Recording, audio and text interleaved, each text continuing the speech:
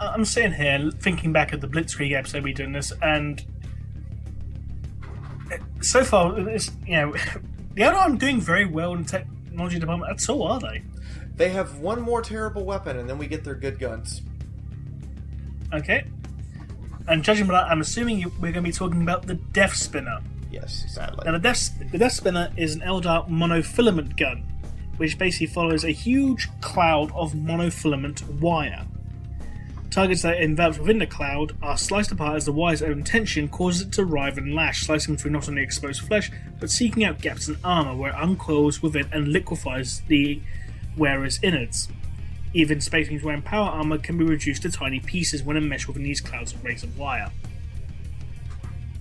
Okay. It's a wonderful idea to use monofilament as a weapon. However, using it in this way is the equivalent of attempting to use a monofilament shotgun with the round still attached to the gun.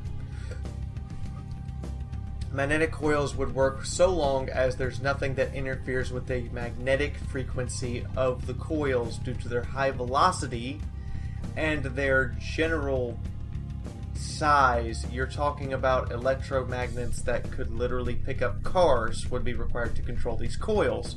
And when you're talking an electromagnetic magnet that big, any magnetic property that gets near it interferes with its magnetic field.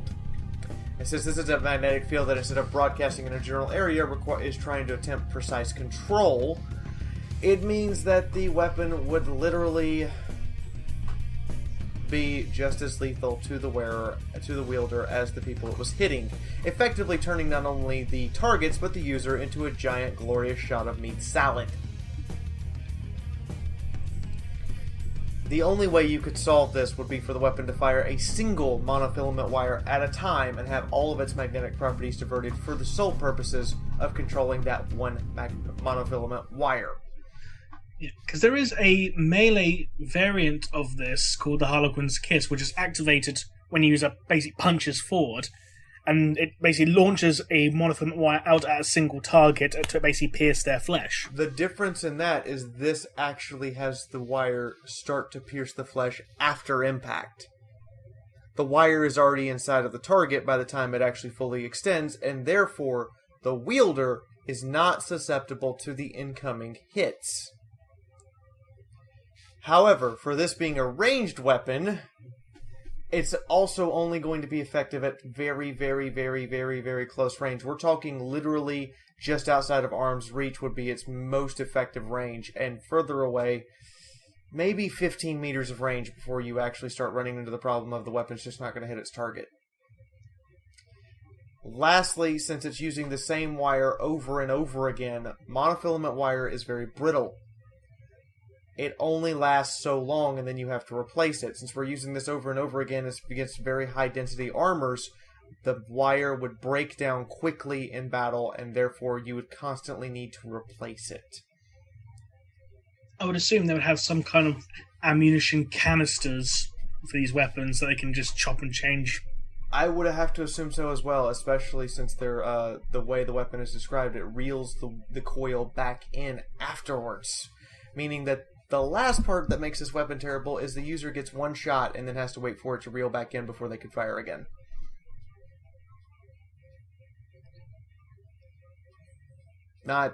It's the equivalent rate of fire of a musket. So, still not doing good so far, so hopefully the next weapon we look at might redeem them. Next up, we're looking at the Wraith Cannon. Now, the Wraith Cannon is a vortex weapon of deadly potency similar to the D-Cannon heavy weapon. It's essentially a teleportation gun. Instead of firing bullets in a traditional sense, it just teleports chunks out of the target. So there's no defense against this, by the way, guys. Simply put, the idea of space folding is one of science fiction and theoretical physics for a very long time. We first came up with the theory of space folding in 1986. Using it as a weapon is a new one to me, however, and considering I'm not a rocket scientist or a theoretical physicist... Hey, Stephen Hawking, can you give me a hand here?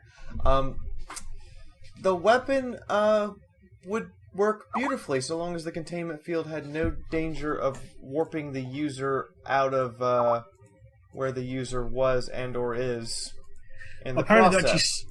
Apparently they actually are so, quote, fiendish that no living body can actually wield them. They can only be wielded by Wraithguard, which is essentially automata powered by soul stones. Yep, know what Wraithguard are. We went over this, but it's by far the most effective weapon I've ever seen, because it basically ignores armor, ignores cover, ignores everything, and just teleports a chunk of you away, which is now gone, and you're now reeling from the sudden effect of having part of your body missing through no means of impact or heat. Good luck with that!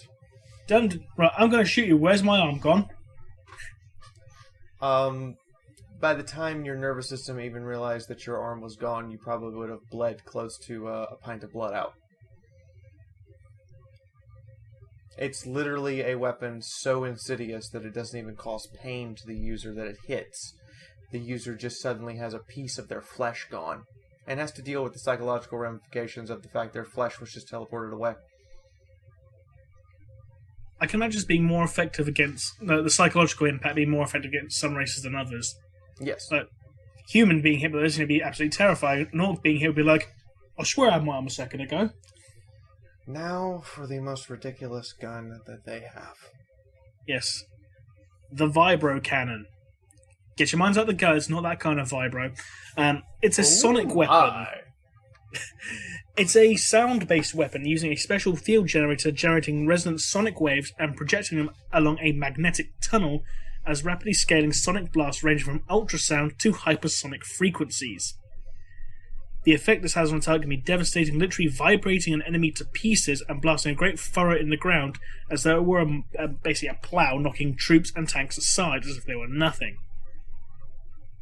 Now, while the cannon can be aimed at a specific point, the force is transmitted at ground level, meaning basically anyone between the cannon and the aim point is affected. Although, I assume if you're actually being above the ground, like if you're on a skimmer, you won't be affected. But this does also bypass things like void shields and power fields, because it goes through the ground, not actually through the target. We have sonic weapons today. They're used by police for crowd control. They don't actually cause physical damage, but they make you very uncomfortable and they make your ears ring. We understand that at extremely high volumes and frequencies, sound waves can be destructive forces, but what we are looking at here, specifically me, knocking aside troops and tanks, simply should not be possible in real-world physics. The air isn't dense enough for a sound wave, and its shockwave to allow lift and throw of a 65-ton tank. This is illustrated by the fact that real-life things, such as tornadoes and hurricanes, do not lift and throw tanks around. Yes, the tank is very hard to move, but due to its sheer weight, let's break down and illustrate just how insanely strong such a weapon would have to be using the following formula. The force of wind equals 1/2 P times V squared times the C of D times A. What does all that mean that I just spewed out? The force of the wind is equal to 1/2 the density of air times the vehicle's velocity squared times the coefficient of the drag of the vehicle times its cross-sectional area. For the purposes of this calculation, we will use an M1A2 main battle tank, which weighs 65 tons, is 7.93 meters long, 3.66 meters wide, and 2.44 meters high. Its drag coefficient is 2.07. Tanks are not very aerodynamic. They never are. They are never meant to be. Doing all of this complicated, insane math, we determined that a sonic weapon needs to create 1,318,590 newtons of force in order to lift a tank. Now to find the velocity required in order to determine how many decibels is required in order for this thing to throw a tank. So, the air would have to be traveling at a velocity of, well, we solve for V in the equation I just mentioned. So 1,318,590 equals 1/2 of 0.12041 kilograms per meters cubed times the volume times velocity, which is what we're solving for, squared times 2.07 times 70.81 meters squared for the area of the tank. This means that we come to a wind speed of 14,942 meters per second, or 53,791 kilometers per hour, 43.56 times the speed of sound, and 105 times faster than the fastest tornado ever recorded on history. How much sound is actually required to generate equivalent force to 43.56 times the speed of sound? Well, we know a sonic boom has a decibel rating of 213. Multiply that by 43.56, and we come to 9,278.28 decibels. Noise Marines would be proud. This is the same amount of sound, equal to 37 atomic bombs going off simultaneously. Not including the explosive force or the shockwave. This is just the raw sound you're being bombarded with. Now, what kind of effect would this have on the human body? Sound at this level would literally cause the human body to explode. The highest decibels on record of a human being withstanding was recorded in the boombox truck, a truck literally made to create extreme levels of decibel and bass, so extreme that if the truck is allowed to play said levels for too long, it will shake apart its own engine.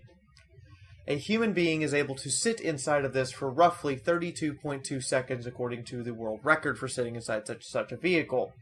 It generates 490 decibels of sound.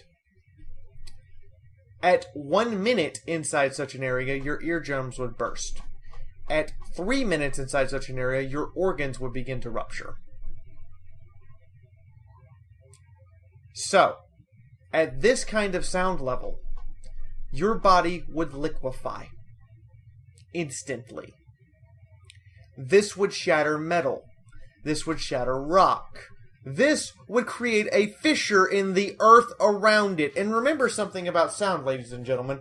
Sound travels in a cone. Sound continues to expand said cone so long as it does not meet enough resistance to stop the sound wave. Meaning that you literally, from the gun point on, slowly create a bigger and bigger and bigger and bigger cone until the sound runs out of decibels to create said velocity and damage.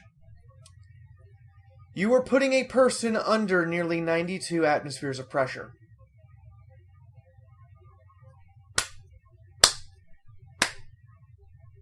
You basically are, to illustrate how hard 92 atmospheres of pressure are, you're basically throwing someone into the upper atmosphere of Jupiter and saying good luck.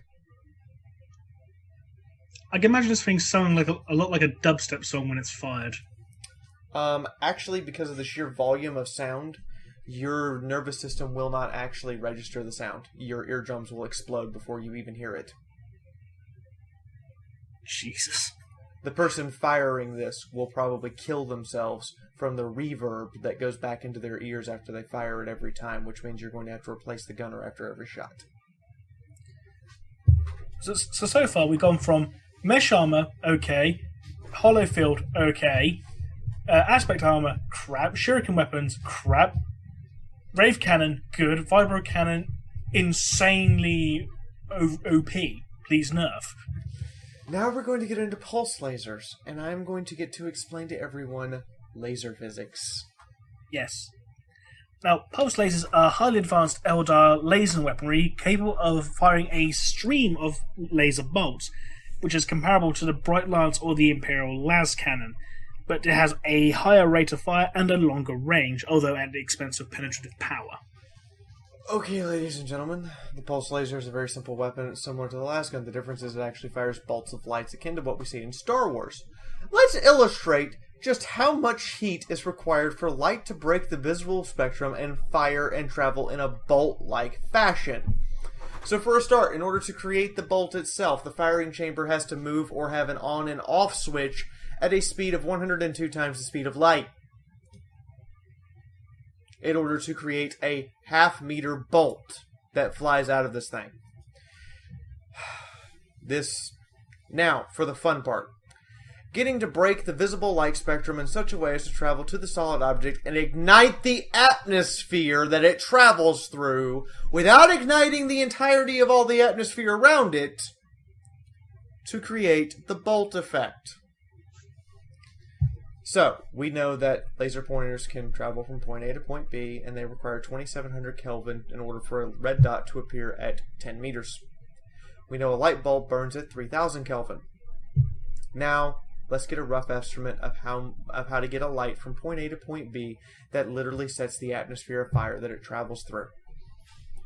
for nitrogen to flash burn and create the pretty laser effect, since our atmosphere is mostly nitrous oxide, would require roughly 800 degrees of Celsius or 1073.15 Kelvin for it to instantly flash burn is 10 times that heat, or 10,731.5 degrees Kelvin per cubic millimeter.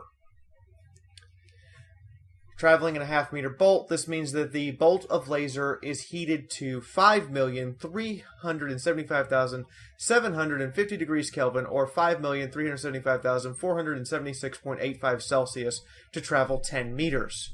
The good news about laser weapons is, 1, they're completely accurate, 2, they're not affected by wind resistance, and 3, they don't need much more power to keep traveling a considerable distance before they run out of heat. So, this means that your little laser that you just fired we actually see the bolt, the laser itself, the point at which is actually being damaged already. From the point where we see the bolt. So the bolt you see traveling through the air is actually residual. The laser itself is long ahead of it. In this case, the laser is 4.7 kilometers in front of the bolt, based upon the flash burn speed of nitrous oxide. Meaning that when you were hit by this weapon, by the time the bolt actually gets to you, you were dead 7.2 seconds per 100 meters the laser traveled.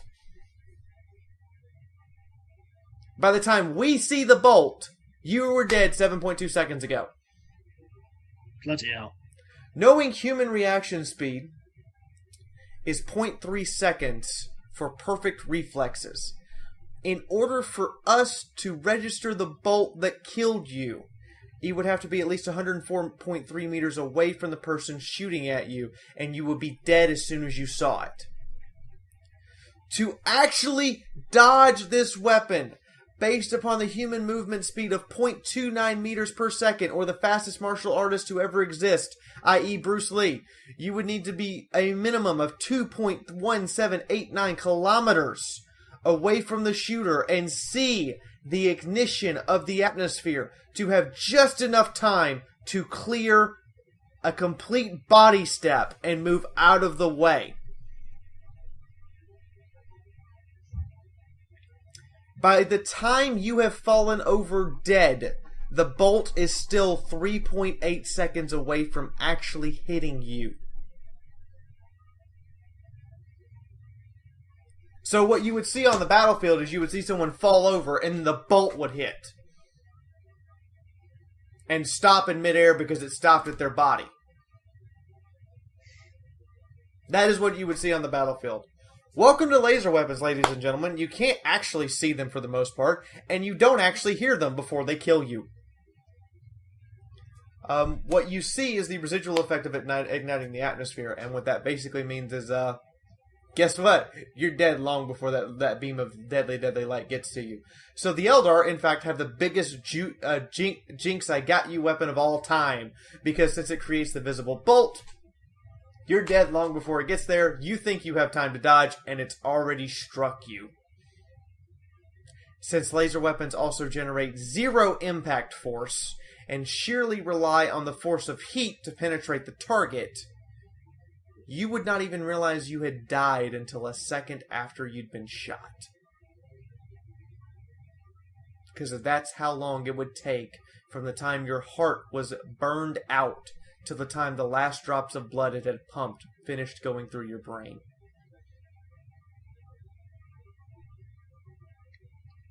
Well done. Congratulations, Eldar. There is no such thing as dodging this. You died. So you went from totally inaccurate, totally worthless weapon to BANG! I killed you, and then the atmosphere ignited behind my shot, and everybody got to see this really cool effect that stopped it where your body was standing for some odd reason. Well, this is awkward. What, did you expect the bolt to actually hit him? Just, I kind of did. And that pretty much wraps up for this edition of Men at Arms. Next episode, we'll be looking at the forces of the Tau. So, you'll be enjoying that one, I suppose. So anyway, this has been Remleiz from 40k Theories. And this has been Fiaura. How are all you people doing? I'm back. And we'll see you all again next time.